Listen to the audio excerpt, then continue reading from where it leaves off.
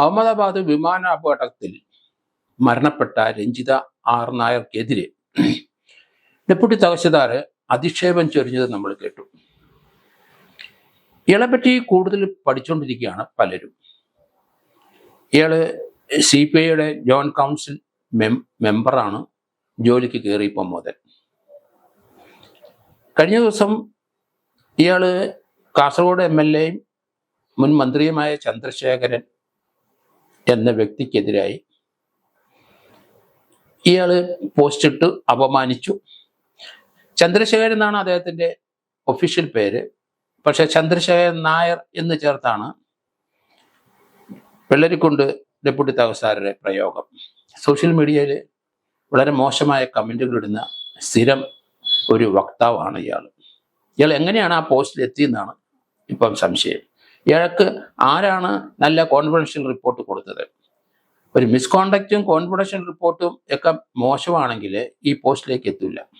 Deputy tahsildar post എന്ന് പറയുന്നത് തഹസിൽദാരുടെ ഒരു സെമി ജുഡീഷ്യൽ പോസ്റ്റാണ്.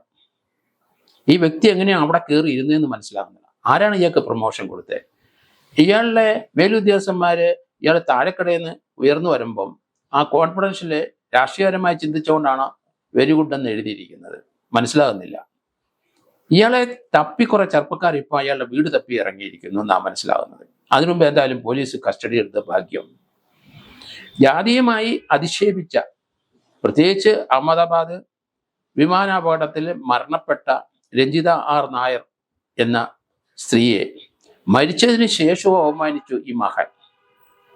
ഇയാള് അവരെ വേറെ ചില പണിക്കാണ് ഇന്ത്യക്ക് വെളിയിൽ പോയെന്ന് ധ്വനിപ്പിക്കുന്ന രീതിയിലാണ് സോഷ്യൽ മീഡിയയിൽ അയാൾ ഇട്ട പോസ്റ്റ്. ഇയാൾ ഒരു മനുഷ്യനാണോ എന്ന് സംശയമാണ്. ഒരു മൃഗം ഇതിലും ഭേദമായിട്ടാണ് നമുക്ക് തോന്നുന്നത്. ഇയാള് എന്തുകൊണ്ടാണ് ഇങ്ങനെ ഒരു മാനസികാവസ്ഥയിലേക്ക് വന്നു ചാടിയത്? ഇയാൾക്കെതിരായിട്ട് അതിശക്തമായ നടപടി എടുക്കാം എന്ന് ഗവൺമെന്റ് പറയുന്നുണ്ട്. ജോയിന്റ് കൗൺസിലിലെ മെമ്പറായ ഈ മനുഷ്യൻ ചന്ദ്രശേഖരനെ, അത് റവന്യൂ വകുപ്പ് കുറെ നാളുകളായിട്ട് കേരളത്തിൽ കൈകാര്യം ചെയ്യുന്ന CPI മന്ത്രിമാരാണ്, അല്ലെങ്കിൽ CPI MLAമാരാണ്, അല്ലെങ്കിൽ CPI മിനിസ്ട്രിയിലുള്ളവരാണ്. അവർക്കെതിരെ അവരെ തന്നെ CPIയിലുള്ള ചന്ദ്രശേഖരൻ എന്ന മുൻ മന്ത്രി, മുൻ MLA, അദ്ദേഹത്തിനെതിരായിട്ടാണ് പോസ്റ്റ് ഇട്ടിരിക്കുന്നത്. ഇയാളും CPIയിലെ ഒരു മെമ്പറാണ്. ഇയാളിപ്പം ഈ രഞ്ജിത ആർ നായർക്ക് എതിരായി ഇട്ട പോസ്റ്റിൻ്റെ അടിയിൽ ഇയാൾ തന്നെ അതിന് ചില ലൈക്കും അതിന് ചില കമൻറ്റും ഇട്ടെന്നാണ് ഇപ്പം വരുന്ന വാർത്തകൾ. ഇയാൾ മാത്രമല്ല, ഇയാളുടെ ആ പോസ്റ്റിൽ ആരൊക്കെയാണ് ലൈക്ക് ഇട്ടത് അവരെ തീർച്ചയായിട്ടും പ്രതിയാക്കേണ്ടി വരും. പോലീസ് അത് ശ്രദ്ധിക്കണം. അതിനകത്ത് ബാഡ് കമൻറ്റ് ഇട്ടവരും ആ ലൈക്ക് അടിച്ചവരും ഇയാളെ അതേ രീതി ചിന്തിക്കുന്നവരാണ്. അതുകൊണ്ട് അവരെ മാറ്റി നിർത്താൻ പാടില്ല.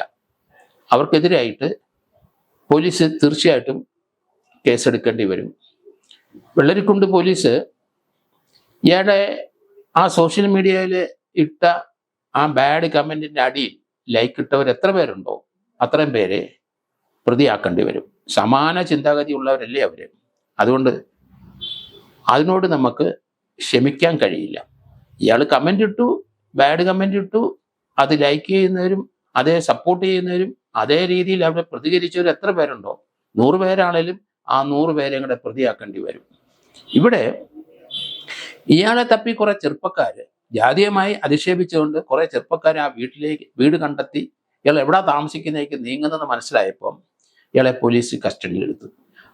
ഇയാളുടെ വീട്ടിൽ ചെന്ന് കയറിയപ്പം ഇയാൾ അടിച്ച് പൂക്കുറ്റിയായി ആ വീടിൻ്റെ ഒരു മൂലയെ കുത്തിയിരിപ്പുണ്ട്. സാറേ പറ്റിപ്പോയി, തെറ്റിപ്പോയി, ക്ഷമിക്കണം എന്ന് പറഞ്ഞിട്ട് വല്ല കാര്യമുണ്ടോ? ഇയാൾ ഡെപ്യൂട്ടി തഹസിൽദാർ റാങ്കിലുള്ള ആളല്ലേ. അതിലൊന്നും ആ പറച്ചിൽ കൊണ്ടോ അങ്ങനെ ഒരു ക്ഷമ ചോദിക്കൽ കൊണ്ടോ ഒരു പരിഹാരമല്ല.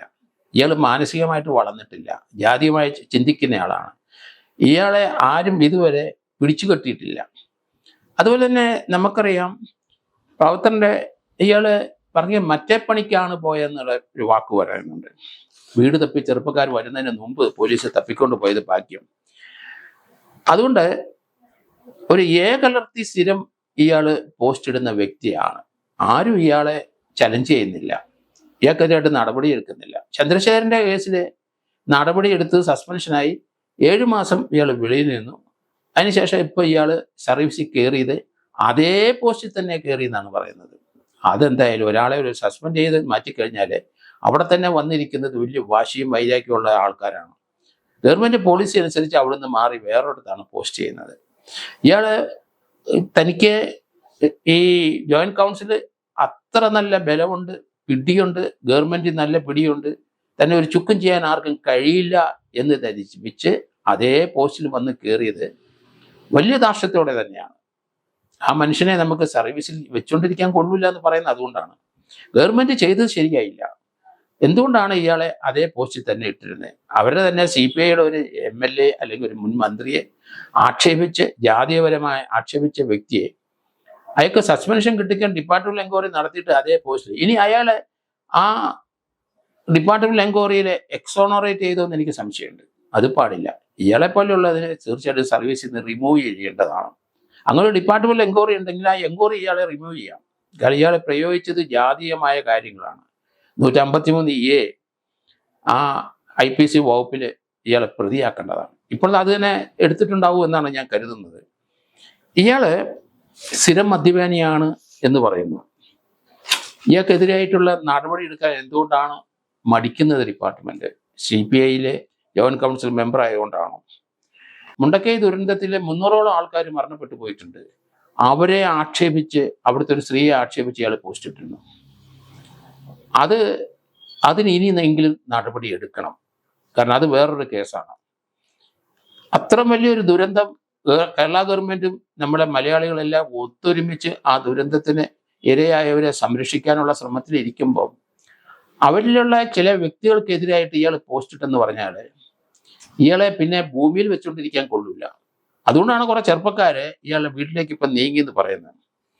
മരിച്ചുപോയ ഒരു സ്ത്രീയെ പറ്റി ഇത്ര ലജ്ജാകരമായ അല്ലെങ്കിൽ ഇത്ര അധിക്ഷേപകരമായ ഒരു വാക്ക് നമ്മൾ ആരും കണ്ടിട്ടില്ല. സാധാരണഗതിയിൽ അത് വിസ്മരിച്ചു കളയും. വൈരാഗ്യമുള്ളവരൊക്കെ അതോടുകൂടി ആള് മരണപ്പെട്ടു പോയാൽ അത് വിസ്മരിച്ചു കളയും. ഗുണ്ടകളാണെങ്കിലും ശരി, പരസ്പരം ഏറ്റുമുട്ടുന്ന ഗുണ്ടകൾ ഒരു എതിർഗുണ്ട മരണപ്പെട്ടു പോയി കഴിഞ്ഞാൽ പിന്നെ അവർ ശാന്തരാകും. രണ്ടാമത് അയാളുടെ കുടുംബത്തോട് എങ്കിലും ഒരു സഹതാപം പ്രകടിപ്പിക്കുന്നവരാണ് ഗുണ്ടകളെങ്കിലും. ഇയാൾ അത്തരക്കാരനല്ല. നക്കി നായന്മാരെന്നൊരു പ്രയോഗം ഇയാള് ആ മന്ത്രിയുടെ ആ പോസ്റ്റിനകത്ത് ഇട്ടിരുന്നു എന്നുകൂടെ വാർത്ത വരുന്നുണ്ട്. കാരണം അതാണ് ആ രീതിയിലുള്ള ഒരു പ്രയോഗമാണ് രഞ്ജിത്ത് ആർ നായർക്കെതിരായിട്ട് ഇയാൾ ഇപ്പം ഉപയോഗിച്ചത്. CPIയുടെ ജോയിന്റ് കൗൺസിൽ ഇയാൾ സർവീസിൽ കയറിയപ്പം മുതലുള്ള മെമ്പറാണ്. കാസർഗോഡ് ജില്ലയിൽ താനാണ് ഏറ്റവും വലിയ CPI ജോയിന്റ് കൗൺസിൽ മെമ്പർ എന്നൊക്കെ വീമ്പടക്കും ഇയാൾ. അതിന് രഞ്ജിത്ത് ആർ നായർക്ക് എതിരായി വേറെ ചില വാക്കുകൾ ഇയാൾ പ്രയോഗിച്ചതായിട്ട് പറയുന്നുണ്ട്. എന്തോ സാധനം തേടിപ്പോയി പോയ വ്യക്തിയാണ് എന്നുകൂടി ഇയാൾ പരിഹസിച്ചു. അതുകൊണ്ട് ഇയാൾക്കെതിരായിട്ട് അതിശക്തമായ നടപടി ഡിപ്പാർട്ട്മെന്റ് എടുക്കുന്ന റിമൂവൽ തന്നെ ഒരു പരിഹാരമുള്ളൂ.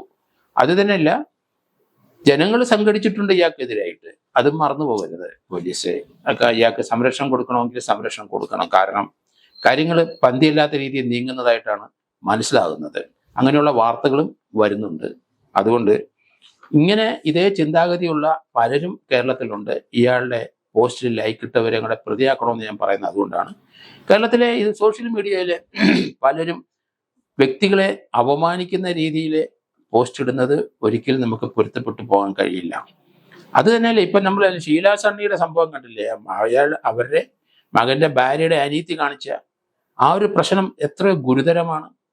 അവരുടെ വൈരാഗ്യത്തിന് അവരെ ഒരു രാസലഹരി അല്ലെങ്കിൽ ഒരു ഡ്രഗ് കേസിനകത്ത് പ്രതിയാക്കുക എന്ന് പറഞ്ഞാൽ എത്ര വികലമാണ് ആ പെൺകുട്ടിയുടെ മനസ്സെന്ന് നമ്മൾ ആലോചിക്കണം. കാരണം ഇതുപോലെയുള്ള ഒരു ജനത ഇവിടെ വളർന്നു വരുന്നുണ്ട്. അത് നമ്മുടെ സമൂഹത്തിന് നല്ലതല്ല. ഇതുപോലെയുള്ള കുറേ അധികം കഥാപാത്രങ്ങൾ സർക്കാർ സർവീസിലും കയറിയിട്ടുണ്ട്. സ്ത്രീ ആയാലും പുരുഷനായാലും ശരി, അവരെ വേർതിരിച്ച് കണ്ട് അവരെ സർവീസിൽ നിന്ന് പുറത്താക്കുക വേണം. ധാരാളം പേര് ഇതുപോലെ ആൾക്കാർ കേരളത്തിലെ ഗവൺമെൻറ് സർവീസിലുണ്ടെന്ന് മനസ്സിലാക്കണം. അത് പോലീസിലായാലും ശരി, മറ്റു കാറ്റഗറിയിലായാലും ശരി, അതൊന്നും നമുക്ക് അംഗീകരിച്ചു കൊടുക്കാൻ കഴിയില്ല. നമ്മുടെ മതേതര സ്വഭാവവും നമ്മുടെ ജാതി മത ചിന്തകൾ വേറിട്ട് നിൽക്കുന്ന ഒരു കൾച്ചറും, കാരണം ഇന്ത്യയിലെ ഇപ്പോഴും പല സ്റ്റേറ്റുകളിലും ഈ ജാതി മത ചിന്തകൾ ഉണ്ടെങ്കിലും കേരളത്തിലെ നമ്മുടെ പല പൂർവിക നേതാക്കന്മാരുടെ ശ്രമഫലമായി അതിൽ നിന്നെല്ലാം പിന്മാറി ഒരു ജനത ഇവിടെ വളർന്നു വന്നിട്ടുണ്ട്. അതിന് വിഘാതമായി അതിനെ തച്ചുടയ്ക്കാൻ ശ്രമിക്കുന്ന ഇതുപോലുള്ള ചുരുക്കം ചില ആൾക്കാരുണ്ട്. അതിശക്തമായ നടപടി അവരുടെ പേരിലും ഉണ്ടാകണമെന്നാണ് എൻ്റെ അഭ്യർത്ഥന.